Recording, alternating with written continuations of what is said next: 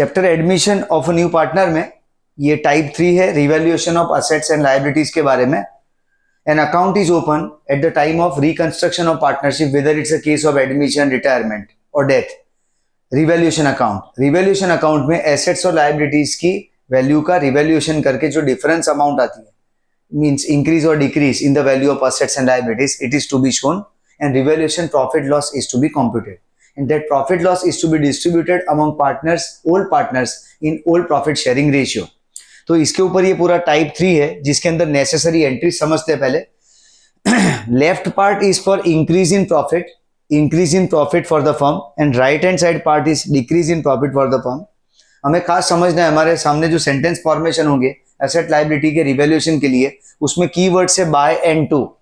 Whenever by, the word by is used means it shows the difference in the value of asset or liability, and that difference is to be presented in revaluation account. buy word के साथ जो भी दिया है वो difference है और difference हमेशा revaluation account में आएगा. और to करके या market value डायरेक्ट बताई है, and market value will be shown on the asset side of balance sheet अगर assets है, और liability side of balance sheet if it is a liability. तो buy और to के word को पकड़ के चलना है हमें. buy word means difference will be recorded to revaluation account, and if to word या up to word is given, it shows the new value of asset and liabilities is to be shown on the respective side of balance sheet. अब necessary entries को समझते पहले. 4 entry है increase in profit के बारे में, जिससे profit बढ़ता है. अब प्रॉफिट बढ़ेगा वो सिचुएशन ये है कि जब भी असेट इंक्रीज हो, पहला केस है असेट इंक्रीज हो, यानी बुक वैल्यू से मार्केट वैल्यू ज्यादा हो, तो मार्केट वैल्यू तक एसेट्स को पहुंचाने के लिए एंट्री होगी asset account debited to revaluation account.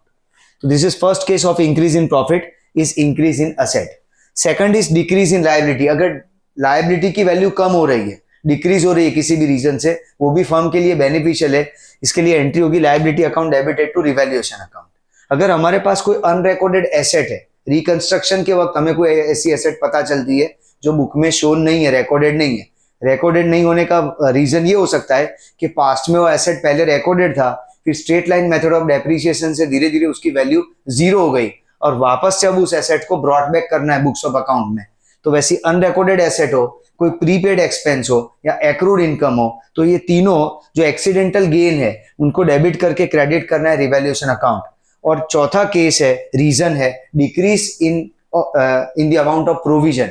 Now provision is of 2 types. One is for doubtful debts, provision for doubtful debts, it is also known as bad debts reserve, and second provision is for discount reserve on debtors. ये दोनों provision की value अगर हम कम कर रहे हैं या cancel कर रहे हैं, इसका मतलब ये कि फ्यूचर का anticipated loss of bad dates and expense of discount हम कम कर रहे हैं. इसकी वजह से रिवैल्यूएशन अकाउंट में अमाउंट जाएगी, और ये प्रॉफिट है फर्म के लिए, ये एक बेनिफिट है. इसलिए जब भी डिक्रीज इन प्रोविजन का केस या कैंसलेशन ऑफ प्रोविजन का केस आता है, तभी रिवैल्यूएशन अकाउंट क्रेडिट होता है. तो ये 4 एंट्रीज, ये 4 केसेस ऐसे हैं जिसमें फर्म को बेनिफिट हो रहा है और रिवैल्यूएशन अकाउंट क्रेडिट हो रहा है. पहला है increase in the value of asset, second है decrease in the value of liability, third है unrecorded asset, prepaid expense and accrued income, और चौथा है डिक्रीज और cancellation of provision. In all this 4 journal entries revaluation account has to be credited because ultimately it results in benefit to the firm. Second part जो है वो loss to the firm है, means decrease in profit of the firm है. तो ये चारों cases में revaluation account debit होगा. तो इसके ऑपोजिट फोर्सेस है. जैसे यहाँ पे इंक्रीज इन एसेट था, तो here it's a case of decrease in asset, तो एंट्री होगी revaluation account debited to asset account. Then increase in the value of liability, तो एंट्री होगी revaluation account debited to liability account. उसके बाद है unrecorded liability, outstanding expense and income received in advance. ये भी 3 balances ऐसे हैं जिसकी वजह से फर्म का प्रॉफिट कम होगा, तो उसके लिए revaluation account debited to unrecorded liability, to outstanding expense and to income received in advance. Fourth one is increase और क्रिएशन ऑफ प्रोविजन. अगर ये प्रोविजन को क्रिएट कर रहे हैं हम या इंक्रीज हो रहा है, तो उसकी वजह से भी फर्म का बेनिफिट कम होगा. एंट्री होगी revaluation account debited to provision for doubtful debts and to provision for discount reserve on debtors. ये 4 एंट्री इंक्रीज इन प्रॉफिट के लिए है, ये 4 एंट्री डिक्रीज इन प्रॉफिट के लिए. इंक्रीज इन प्रॉफिट की एंट्री में रिवैल्यूएशन अकाउंट क्रेडिट हो रहा है चारों 4 में, और डिक्रीज इन प्रॉफिट के केस में चारों एंट्री में रिवैल्यूएशन अकाउंट डेबिट हो रहा है. ये सारी इफेक्ट देने से रिवैल्यूएशन अकाउंट में जो आइटम्स इकट्ठी हुई है, फाइनली रिवैल्यूएशन अकाउंट को क्लोज करेंगे, तो क्लोज करते वक्त if credit side total of revaluation account is more than debit side, it is known as revaluation profit. So entry will be revaluation account debited. 2. Now this profit is credited to partners account in their old profit sharing ratio. क्योंकि एक firm है, already ongoing firm है, reconstruction के point तक assets liability का जो भी revaluation है उसका प्रॉफिट लॉस ओल्ड पार्टनर्स में ओल्ड प्रॉफिट शेयरिंग रेशियो में डिस्ट्रीब्यूट करना होता है, so as to avoid injustice in future to all the partners. इसलिए old profit sharing ratio main part याद रखना है, चाहे प्रॉफिट आए कि लॉस आवे. प्रॉफिट कब आएगा? जब revaluation account total is more than credit side total is more than debit side. Difference is on debit side and it is known as revaluation profit. If revaluation account debit side total is more compared to credit side, difference is traced on credit side, it is known as revaluation loss. और profit हो के loss हो, entry revaluation to capital current in case of profit, और loss हो तो capital current account debited to revaluation account. But this profit or loss will be distributed among partners in old profit sharing ratio. तो ये procedure याद रखना है revaluation of assets and liabilities के लिए. Admission of a new partner जो अभी चल रहा है चैप्टर, या रिटायरमेंट और death, in all cases of reconstruction it is applicable. तो उसके ये प्रैक्टिकल क्वेश्चन है, उसको चेक करते हैं.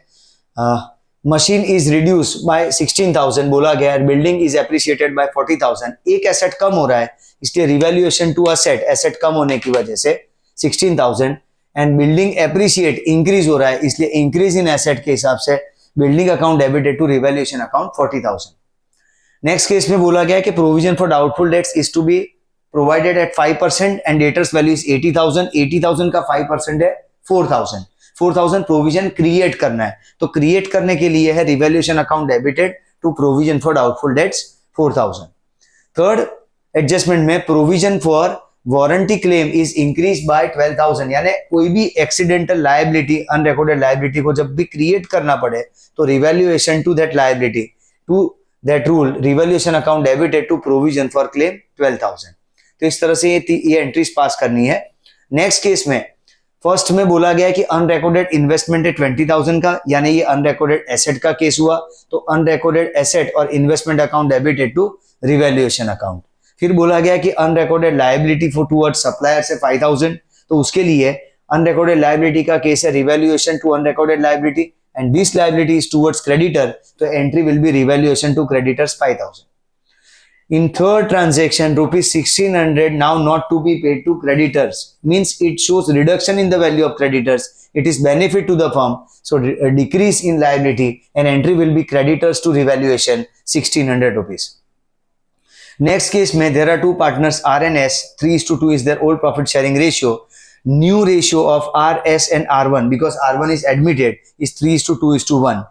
हमें सिर्फ ओल्ड रेशियो की जरूरत है क्योंकि हमें यहाँ पे रिवैल्यूएशन प्रॉफिट लॉस का डिस्ट्रीब्यूशन करना है, तो उसके लिए जो नेसेसरी एडजस्टमेंट है उसमें बोला गया कि डेटर से 50,000 का और provision for doubtful debts is 5,000. It is already provided, provision is already there 5,000 means anticipated loss in debtors is 5,000. और क्वेश्चन में एडजस्टमेंट दिया गया कि ऑल डेटर्स आर गुड.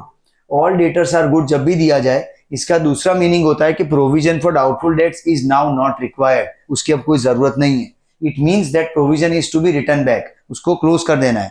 तो प्रोविजन फॉर डाउटफुल डेट्स जो 5,000 रुपए है, कैंसलेशन ऑफ प्रोविजन के हिसाब से एंट्री होगी provision for doubtful debts to revaluation account.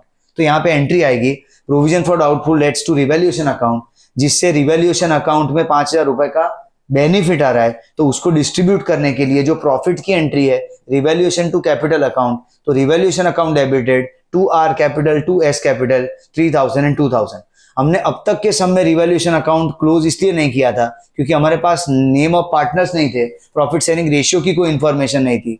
यहाँ इस क्वेश्चन से आगे हमारे पास प्रॉफिट शेयरिंग रेशियो है, तो उस रेशियो में हम प्रॉफिट लॉस को डिस्ट्रीब्यूट करेंगे. यहाँ पे R S 2 partner, old PSR है 3:2, तो ये जो प्रॉफिट हुआ है 5,000 का रिवैल्यूएशन का, उसको हम 3:2 में डिवाइड करें तो 2 R's capital 3,000 and 2 S capital 2,000. Next question में A1 A2 2 पार्टनर है, 3:2 का रेशियो है, A3 एडमिट हो रहा है और 1/4 शेयर ऑफ प्रॉफिट है उसका. स्टॉक की बुक वैल्यू है 1 lakh rupees and it is reduce bye 40%. 40% कम हो रहा है. बाय वर्ड है यानी यहीं पे डिफरेंस निकल रहा है. 1 लाख का 40% होता है 40,000 रुपए, 40,000. उतना स्टॉक कम हो रहा है. फर्नीचर की बुक वैल्यू 60,000 है and it is reduce to 40%. एक में बाय वर्ड है, एक में टू वर्ड है, यानी एक में 40% कम करना है, यानी 1 लाख का 40% 40,000 हुआ, और दूसरे केस में 40% तक कम करना है।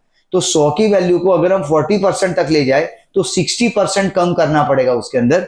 तो 60,000 का 60% 36,000 होगा, 36,000 रिड्यूस करना है। खास ध्यान रखना है, जब भी टू वर्ड दिया हो तो डायरेक्ट वो परसेंटेज अप्लाई नहीं कर देना है कि रिड्यूस टू 40%। इसका मतलब ये हुआ कि 60% वैल्यू कम करनी, तो उसका 60,000 का 60% हुआ 36,000। तो ये दोनों reduction in the value of asset है। Reduction in the value of asset is treated as revaluation to asset. तो उसके लिए revaluation account debited 76,000, to stock 40,000 and to furniture 36,000। अब इसकी वजह से रिवैल्यूएशन का लॉस आया 76,000 का। इसको डिस्ट्रीब्यूट करेंगे A1 और A2 दो पार्टनर है उनके कैपिटल अकाउंट में, और प्रॉफिट शेयरिंग रेशियो है 3:2। तो amount will B 45,600 and 30,400। Next case में G and S, there are two partners, 3:2 is their profit sharing ratio. P is admitted for 1/4 share in profit. Now adjustment is about investment. Investment is 80,000. Now there is two part of investment. 50% investment is taken over by all partners. Means out of 80,000 investment, 40,000 investment is taken over by partner G and S in their profit sharing ratio. जिसके लिए entry होगी GS to investment. Investment is taken over by partner. So investment go out and partners are the receivers. So G's capital S capital to investment, ये पहली entry आएगी। उसके बाद बोला गया कि हाफ इन्वेस्टमेंट की वैल्यू 50,000 है, तो 80,000 का हाफ हुआ 40,000 जो पार्टनर ने टेक ओवर किया। दूसरा पार्ट बचा 40,000 जिसकी वैल्यू बढ़ के 50,000 हो रही है, यानी उसकी वैल्यू 10,000 प्लस हो रही है। तो 10,000 बढ़ाने के लिए एसेट की वैल्यू जब भी बढ़ती है तो एंट्री होगी एसेट टू रिवैल्यूएशन, यानी यहाँ पे आएगा investment to revaluation 10,000। And because of this entry there is a credit balance of revaluation account. जो प्रॉफिट है जिसको डिस्ट्रीब्यूट करेंगे जी और एस में in their old profit sharing ratio which is 3:2। So amount will be 6,000 and 4,000। Next case में M and T दो partner है जिनका profit sharing ratio 3:2। N is admitted for 1/4 share in profit. Debtors is given as 76,000 and provision for doubtful debts already provided is 8,000। Now adjustment is bad debts is to be written off 6,000 and 5% provision for doubtful debts is to be provided. So first of all we need to write off bad debts. Bad debts को write off करने के लिए entry आएगी bad debts to debtors. तो first entry will be bad debts to debtors 6,000। Now question is from which account this loss of 6,000 is to be written off, कि कहां से इसको राइट ऑफ करेंगे। तो अगर हमारे पास कोई प्रायर प्रोविजन है बीडीआर की, उसी में से बैड डेट्स का लॉस राइट ऑफ होता है। तो बैड डेट्स की बीडीआर की प्रोविजन है हमारे पास ऑलरेडी क्रिएटेड है 8,000 और लॉस हुआ है 6,000।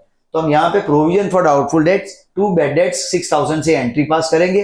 अब सिचुएशन ये होगी कि हमारे जो टोटल डेटर्स थे 76, उसमें से 6,000 का बैड डेट्स निकल गया, तो अब 70,000 के डेटर्स बचे और 5% प्रोविजन फॉर डाउटफुल डेट्स हमें क्रिएट करना है। तो 70,000 का 5% हुआ 3,500। 70,000 का 5% हुआ 3,500।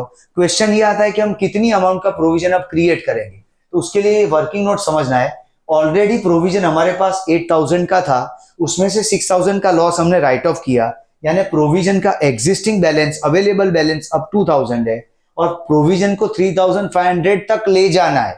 उतना होना चाहिए प्रोविजन कि 5% ऑफ डेटर 70,000 का 5% 3,500 होना चाहिए और हमारे पास अवेलेबल बैलेंस है 2,000। बैलेंस था 8,000, लॉस राइट ऑफ किया 6,000, इसलिए अवेलेबल है 2,000 और to be extended up to 3,500, इसलिए हमें बीडीआर में 1,500 रुपए 1,500 इंक्रीज करना है, जिसकी एंट्री होगी revaluation to provision for doubtful debts 1,500। और ये एंट्री में सिर्फ यहाँ पे रिवैल्यूएशन डेबिट हुआ है, इसका मतलब रिवैल्यूएशन का लॉस है। इस लॉस के लिए एंट्री पास करेंगे। रिवैल्यूएशन लॉस की जो एंट्री है capital account to revaluation account, तो यहाँ पे एंट्री आएगी M's capital T's capital to revaluation in their old profit sharing ratio which is 3:2। So 900 and 600 will be debited to M and T's capital. Next question में K and D दो partner है, उनका profit sharing ratio 1:1 है, D1 admit हो रहा है। अब यहाँ पे भी provision for doubtful debts is 10% on debtors. Lot of adjustment is to be presented here कि provision for doubtful debts create करना है डेटर्स पे 50,000, क्रेडिटर्स को राइट ऑफ करना है 5,000। Building is increase by 20% where book value given is 2 lakh. Unrecorded investment is 15,000। Liability of 2,000 is towards repairs and unrecorded liability towards suppliers is 3,000. ये सारे adjustment हमें record करने हैं, जिसके लिए यहाँ दो सेट में हम एंट्री पास कर रहे हैं। एक इंक्रीज इन प्रॉफिट के लिए है जिसमें रिवैल्यूएशन क्रेडिट होगा, और एक डिक्रीज इन प्रॉफिट के लिए जिसमें रिवैल्यूएशन डेबिट होगा। तो हम एक एक करके पॉइंट चेक करते हैं। पहले बोला गया कि provision for doubtful debts is 10% on debtors. Debtors 50,000 है, उसका 10% 5,000 हुआ, जो डिक्रीज इन प्रॉफिट की बात कर रहा है, यानी रिवैल्यूएशन अकाउंट डेबिट होगा to provision for doubtful debts 5,000। दूसरे में बोला गया कि क्रेडिटर्स को राइट ऑफ करना है 5,000, जो फर्म के लिए एक बेनिफिट है, लायबिलिटी का कम होना, तो creditors account debited to revaluation. फिर है बिल्डिंग इज इंक्रीज बाय 20%, तो 2 लाख का 20% 40,000 रुपए, और वो इंक्रीज हो रहा है एसेट, फर्म के लिए बेनिफिट है, इसलिए building account debited to revaluation 40,000। फिर बोला गया कि अनरिकॉर्डेड इन्वेस्टमेंट है 15,000 का, ये भी बेनिफिट है, इसलिए इन्वेस्टमेंट टू रिवैल्यूएशन 15,000। तो ये तीनों इंक्रीज इन प्रॉफिट के केस है, इसलिए कॉम्पोजिट एंट्री पास करके रिवैल्यूएशन अकाउंट में एक साथ 60,000 हम क्रेडिट करेंगे। फिर आउटस्टैंडिंग रिपेयर्स के लिए बोला गया यहाँ पे 2,000, तो outstanding repairs decrease in profit है, इसलिए ये क्रेडिट होगा revaluation to outstanding repairs. Creditors यहाँ पे अनरिकॉर्डेड लायबिलिटी टूवर्ड्स सप्लायर्स बोला गया है, तो लायबिलिटी क्रिएट करेंगे, तो टू क्रेडिटर्स 2,000। ये तीनों अकाउंट क्रेडिट हो रहे हैं, सामने रिवैल्यूएशन डेबिट हो रहा है, इसलिए कॉम्पोजिट एंट्री में रिवैल्यूएशन एक साथ डेबिट करेंगे 10,000। ये एंट्री का पोस्टिंग कर रहे हैं जब रिवैल्यूएशन अकाउंट में, तो revaluation account debit side to provision for doubtful debts, to outstanding repairs and to creditors, ये तीन amount debit side of revaluation में आएगी, और तीन amount by creditors, by building and by investment, credit side of revaluation. और ये process में 60,000 total आ रहा है क्रेडिट साइड पे, और डेबिट साइड का टोटल है 10,000, so difference is of 50,000। Debit side of revaluation account, if difference is there, it is called revaluation profit, and revaluation account debited to partners capital account, तो उसके लिए entry होगी revaluation account debited to K's capital and to D's capital. Profit है 50,000 और profit sharing ratio equal है, और कोई change है नहीं, old profit sharing ratio equal है, इसलिए 25,000 will be credited to both the partners. और इस तरह से ये लास्ट एंट्री पास करेंगे revaluation to K's capital and to D's capital. Revaluation account accordingly prepare हुआ है। नेक्स्ट क्वेश्चन में एम और आर ऐसे दो पार्टनर है, 2:1 का उनका रेशियो है, और R1 एडमिट हो रहा है, ये लिस्ट ऑफ एडजस्टमेंट है। यहाँ पे अब ये यहाँ से लॉन्ग क्वेश्चंस की प्रोसेस शुरू हो रही है, जिसमें नेसेसरी अकाउंट आएंगे revaluation, capital, bank and balance sheet. Revaluation, capital, bank and balance sheet, ये नेसेसरी फॉर्मेट है। सबसे पहले हमें opening balance of capital note करने हैं और बैंक बैलेंस नोट करना है, जो कि 1,60,000 है। उसके बाद हम एडजस्टमेंट की प्रोसेस शुरू कर सकते हैं, जिसमें R1 का कैपिटल है 1,50,000 और R1 का शेयर ऑफ गुडविल है 60,000। ये दोनों अमाउंट वो कैश में ला रहा है, और कैश में ला रहा है तो पहली एंट्री आएगी bank account debited to R1 capital and to premium for goodwill, तो बैंक में debit side R1 capital and premium for goodwill. अब जो R1 कैपिटल है वो credit side of capital account में by bank 1,50,000 and premium for goodwill के लिए उसको डिस्ट्रीब्यूट करना होता है पार्टनर्स में इन सेक्रीफाइसिंग रेशियो। गुडविल का पॉइंट ऑलरेडी हम पास्ट सेशंस में डिस्कस कर चुके हैं, उसकी पूरी वर्किंग नोट डिस्कस हो गई है। तो यहाँ पे जो गुडविल की अमाउंट है उसको सेक्रीफाइसिंग रेशियो में बांटना है।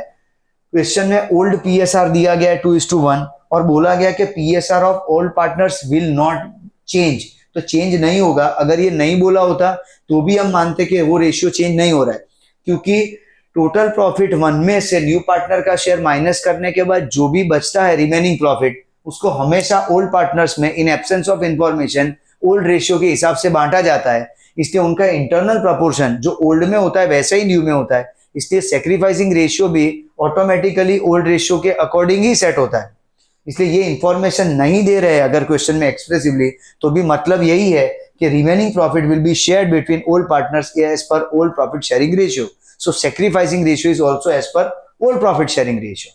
तो उस हिसाब से यहाँ पे 2:1 का सेक्रीफाइसिंग रेशियो है। तो जो premium for goodwill new partner लाया है उसको हम दोनों पार्टनर में सेक्रीफाइसिंग रेशियो में 2:1 में बांटेंगे।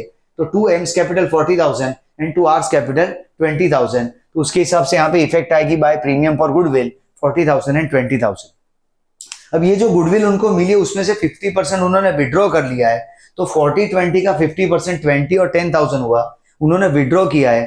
तो M's capital R's capital to bank 30,000, तो दोनों के कैपिटल अकाउंट की debit side to bank 20,000 and 10,000 and bank account credit side by M and by R 20,000 and 10,000।